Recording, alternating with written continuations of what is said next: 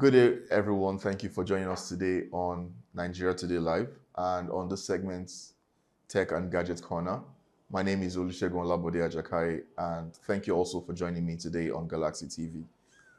One interesting topic we would like to also talk about today is with respect to social media use and social media abuse, and how we need to, as individuals, as Nigerians, and as youths, as adults, the need for us to be abreast of certain information we share in the public.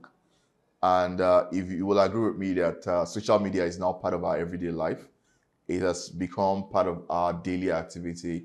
People take time to spend time on social media, either on Facebook, on Twitter, on Instagram, or WhatsApp, which is one of the most widely used platform here, even in Nigeria. And the interesting thing about it is that people sometimes get carried away with information they share in the public, especially when we're talking about conversations around data privacy.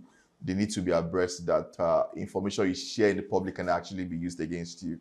And it's important for us to be able to know that as individuals, we need to be abreast of all this information. We need to be able to protect our data. I was telling someone just recently with respect to, imagine you have a house and just from your gate, you don't have a padlock, or you don't even have a jam lock, or you don't even have a security guard who is watching over your house or your personal effects. How comfortable will you be as an individual? Imagine you're sleeping and someone peeps through the window to take that your sensitive device or your phone or your gadgets just because you didn't protect your home. Now, the more reason why we need to be able to protect our information in the public space. We need to protect our data. We need to protect our pictures. We need to protect several information which we have out there. I'm sure you will agree with me that you've seen some videos in the public where probably someone went to repair their phone, and in the rest of trying to fix their phone, someone get access to their phone, and in a way they try to exploit them and takes advantage of them. Now, it's important for us to be able to protect our information wherever it sits, either on your phone or your laptop or your gadgets across all levels, because at the end of the day, right, people are watching. If you're on social media, be careful of the information you share, especially when it relates to your personal information. And at the end of the day, because if you're not careful, someone can use certain information you share out there to be able to use it against you, because you can't, there are some information, once it's pushed out there, even if you try to delete it, someone will get access to it. And it's a very, very important information you need to protect, you need to keep, because at the end of the day, right, the information, anywhere it is being kept or siloed or being kept or being protected, you need to take conscious effort around how can you secure that information so that a third party, anybody who is maybe even your friend, will not have access to it. And the more reason why I also always advise, before you click any information out there, or before you click any information on your phone, you must be able to ask several questions around, is that place where you are sharing that information, is it a place that should warehouse your sensitive data? For those who also try to make some purchases online as well too, do you also take cognizance around, is that platform where you're trying to make those purchases a protected environment?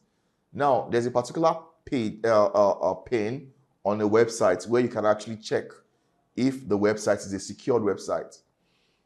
So if you take cognizance of those information, it helps you to stay abreast of how can you protect either your card details, your personal name, your personal information, which is maybe your date of birth, or some information that requires that you should be aware of. Now, at the end of the day, right, guess what? Imagine there's a message you see and someone asks you to probably provide your maiden name. Do you know that some people probably unconsciously to them, they've shared the same information, or maybe on Twitter or on WhatsApp to someone, or probably on Facebook, maybe a Facebook group chat. But at the end of the day, when you take cognizance of how can you protect your data wherever it sits, you are careful of what you need to share. And if you don't know the person, if you don't even understand their identity, we must be very careful around how can I protect my information, because a third party should not have access to your device. A third party should not have access to your personal information. And at the end of the day, there are dangers of, exposing ourselves out there in the public. We've seen several situations of social media abuse. We've seen several situations of cyberbullying and harassment as well, so at the end of the day. Now, people can use those information against you. So, my advice to everyone listening to us today is let's try as much as possible to be careful of information we push out there. Let's not abuse the use of social media. Protect your data. Learn and try to educate yourself around data privacy. Like I always say, think before you act. Think before you click. Think before you share. And also, this is also an advice for people who are also involved with cyberbullying and harassment across social media platforms. Let's understand that people, for every content you see out there, there are people behind, the scene. Let's try as much as possible to disengage ourselves from any form of social media cyberbullying and harassment. Because at the end of the day, right, we must take conscious effort around how can we protect ourselves as individuals. Because the bottom line or the crux of the matter is we need to try as much as possible not to harass anyone. Yes, so let's try as much as possible to take cognizant effort around or conscious effort around how can we protect ourselves, protect our information, protect your personal effects, either your images or whatever it is, because at the end of the day, right, there are people out there who can also impersonate you. One thing I also say, and I always say is this, right, anywhere your data sits, try as much as possible to do a reassessment of your passwords.